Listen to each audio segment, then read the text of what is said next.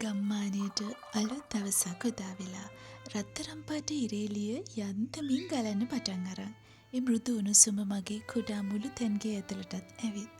ලා රස්නි වතුර කෝප්පෙකට මේ පැණි හැන්දක් ලෙමන් පෙත්තක් දාලා බොන්න මීට වඩා තවත් හොඳ වෙලාවක් නැහැ. මිනිස් මනස කියන්නේ හරි සංවේදී දෙයක්නේ.